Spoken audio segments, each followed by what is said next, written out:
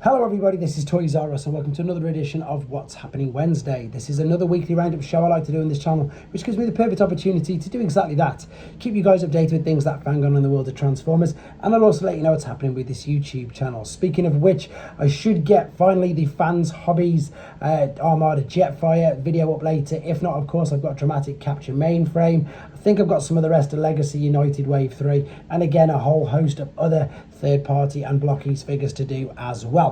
Right, everything went up for pre-order yesterday, but I've got some new in-hand images of Star Convoys, I'm going to call him, which is of course Star Optimus Prime. So these images are all via TFW 2005 and they've come from multiple sources. You'll see some of their names on the photo. So these looks like they were taken at the Comic-Con again over the weekend, just nice and up close. You can see they're still test pieces because you've got the numbers obviously around the waist there. So this, and I'm sure everybody was pleasantly surprised to see, was a lot cheaper than the usual price for a Titan class figure, and that is obviously because he's a bit smaller, and you know, he does look a teeny bit hollow, but that's of course because he's a base. For any of you who are unfamiliar with this figure, it just does look like an exact carbon copy but much updated, so that makes no sense, I know, of the original. But what I mean by that is more articulated, but the fact that the legs turn into the base, there he is with the aerial bots, which again looks fantastic. So you need the legs to be hollow. You can see there that they open out, you know, to be the base. The chest is obviously hollow to open out to be the place where you can put Hot Rodimus, etc. So it doesn't look, as I say, as perhaps intricate as some of the bigger Titans, but it's still got the same play factors because the original Star Convoy was brilliant. The fact that they've got the roller bit on the back, which is great, which you'll see in a second, which although it doesn't have the motorized motor, which the original one did, I just want to quickly remind anybody, if they do want to see the original, I'm lucky enough to have an original one, and I've done a detailed video showing the motors working, showing all the play gimmicks, etc. with the original figure. This one seems to have, like I say, adapted most of them, apart from the actual motor gimmick is all hand driven now. So what I mean by that is I'm going to show you in a second on this little platform there. So that is usually in the original one, it's powered by batteries, but you can see there's a little dowel there with a circle on. You spin that round and that rotates the turret. So they've even managed to keep that little gimmick in, and of course they've got the troop trailer with Hot Rodimus as well. So I got it pre-ordered. Let me know if you guys did as well. Very excited for that figure, in honesty. Right, moving on. This is something that's interesting, and although I think it looks very good for an alpha figure, my first thoughts are, why Mirage, and especially a G1 Mirage? Perhaps a Mirage, you know, in the Rise of the Beasts form, the one that's perhaps current and people know about. I have no understanding why they've done this, but I will find it because I think it looks to be one of the best alpha figures I've seen. So this is, as you can see, it is Autobot Mirage, but it is his Generation 1 version. There he is standing next to the Kingdom version, so this is huge. And these are the basic figures. They are quite cheap, to be fair. I found these, I think, for £8 in home bargains. Usually they retail for about 10, 11 in B&M, etc. But he looks massive. He looks super basic. I mean, there's no accessories with him, unfortunately. But I don't think he looks that bad. As I say, it's definitely one of the best looking alpha figures I've seen ever, I think. I think it's better than the Shockwave, which was pretty good.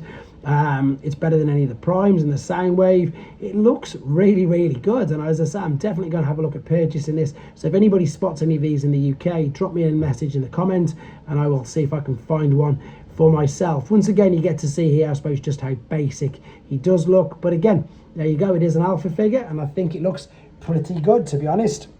I was going to do a big thing about this, that it was on Show Z, but it's sold out literally as soon as I've done the video. However, I did manage to snag one, so I'm going to be able to do the review of this very limited edition pink Prime, which again is a Blockies convention special. So maybe you might be able to find one. I know there's a few more going to be available at some online retailers, but Show Z, unfortunately, at the time of me making this, already has sold out. But I will get to review it.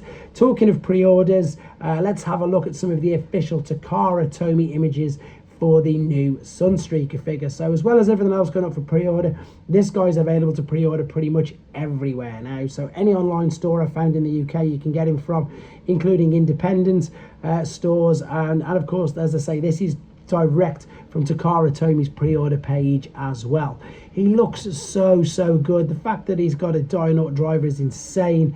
It's crazy that they've gone with that to go back to, you know, the, I suppose, exactly that Diaclone base. There's the original one, there's the new one. It definitely looks like the hands are still parts forming. The accessories are all, well, they must be there because there's the fists. The accessories are pretty much the same, apart from we've got a chrome weapon, and that's what our missing link lineup, apart from Sentinel Prime, is looking like at the moment. Right, sticking with other things you can pre-order, and we've moved quickly on to third party. These images, again, TFW 2005, but you can get these on Shozy as well. This is, I've reviewed their original mold, sorry, use of the mold normal. No, in fact, I reviewed the comic book colour Shockwave, and to be honest, it was one of my favourite Newage molds. It wasn't too difficult to transform. Everything just sort of tucked away neatly into the back very cleverly. This colour scheme's very, very strange, but I've got to confess, I think it works. And I love the fact that they're branching out more into this Shattered Glass universe, including doing characters and figures like this that I haven't even seen. I mean, I'm not saying there's not a Shattered Glass version of Shockwave in these colours, there must be, but I've not seen anything, and especially not mainstream in these colours, so he looks great. Right, speaking of which, there you go, guys. Shozy, there is your Sunstreaker and your Spit Cordon. There is the Shockwave we were just on about. There's the Galvatron there from the other day. The DNA Design upgrade kit is there. There is everything on here. There's your Kang Toys, Fans Hobby, Fans Toys. There is 3-0. There you are. There's is that the 3-0 or the YOLO Park Mirage? One of the two. That's the 3-0 Starscream there anyway. But as you can see on there, there is everything apart from mainline Studio Series and Generation. So you can get all your third party, all your officially licensed products like Masterpiece, Movie Masterpiece, Missing Link, Blockies, 3-0, etc, etc, etc. And of course you can get your third party and your upgrade kits. But as always, guys, thank you very much for the support. I will be catching up with you during the week with more and more news updates. Thanks for watching. Take care.